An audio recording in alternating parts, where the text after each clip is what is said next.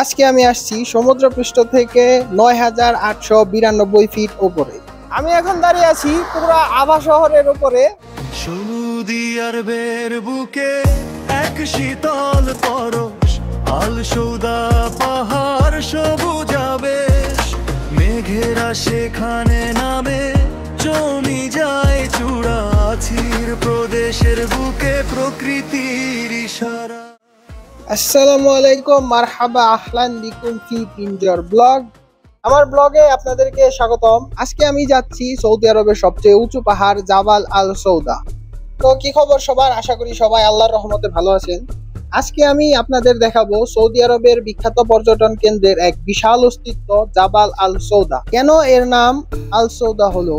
আরবিতে জাবাল মানে পাহাড় এবং সৌদা বা আসওয়াদ শব্দের অর্থ হলো কালো। পাহাড়টি ঘন জুনিপার গাছের জঙ্গলে ঢাকা থাকে, যা দূর থেকে দেখলে কালো বা গাঢ় সবুজ মনে হয়। ঘন কুয়াশার কারণে প্রায়শই এটি কুয়াশা বা মেঘে ঢাকা থাকে, যা এর উপরের অংশকে অন্ধকারাচ্ছন্ন করে রাখে। এই জন্যই এই পাহাড়ের নাম জাবাল আল সৌদা। আল সৌদা পাহাড় সৌদি আরবের দক্ষিণ পশ্চিম অংশে অবস্থিত। এর অবস্থান আভা শহর থেকে প্রায় ৩০-৩৫ কিলোমিটার দূরে। এটি সমুদ্র পৃষ্ঠ থেকে প্রায় ৩,০১৫ মিটার বা ৯,৮৯২ ফুট উঁচুতে অবস্থিত। এটি সৌদি আরবের সর্বোচ্চ চূড়াগুলোর মধ্যে সবচাইতে উঁচু পাহাড়। এখানকার আবহাওয়া বছরের বেশিরভাগ সময়ই মনোরম ও শীতল থাকে। গ্রীষ্মকালে তাপমাত্রা সর্বোচ্চ ২০ থেকে ২২ ডিগ্রি সেলসিয়াসের উপরে ওঠে না, আর শীতকালে ৩-৪-৫ ডিগ্রি সেলসিয়াসের মতো নেমে যায়। এই শীতল আবহাওয়ার কারণে এটি মরুভূমির গরমের সৌদি আরবের একটি ব্যতিক্রমী স্থান হিসেবে পরিচিত। অনেক সময় এখানে তুষারপাতও দেখা যায়। আমি এখন দাঁড়িয়ে আছি পুরো আভা শহরের উপরে। আমার পিছনে যে আকাশ দেখতে পাচ্ছেন, এই আকাশের নিচে আছে পুরো আভা শহর।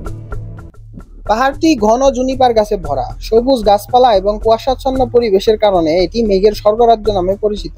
আমরা যে সময় ঘুরতে এসেছি এটা আসলে ঘুরতে আসার সঠিক সময় নয়, তবে বর্তমানে সৌদি সরকার পেট্রোলিয়ামের উপর নির্ভর না থেকে পর্যটন খাতে অনেক মনোযোগ দিয়েছে। সৌদি সরকার আল সৌদা পাহাড়কে একটি বিশ্বমানের পর্যটন কেন্দ্র হিসেবে গড়ে তোলার জন্য সৌদা পিক্স নামের একটি বড় প্রকল্প হাতে নিয়েছে। এই জন্য আশেপাশের বিভিন্ন স্পট গুলা বন্ধ, যার কারণে আমরা আপনাদেরকে সেই স্পট গুলা দেখাতে পারতেছি না। তো সৌদা পাহাড়ের বিশেষ পর্যটন স্থানগুলো বন্ধ থাকার কারণে আমরা আপনাদেরকে ততটুকু দেখাতে পারলাম না।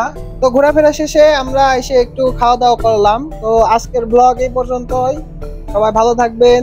আল্লাহ হাফেজ।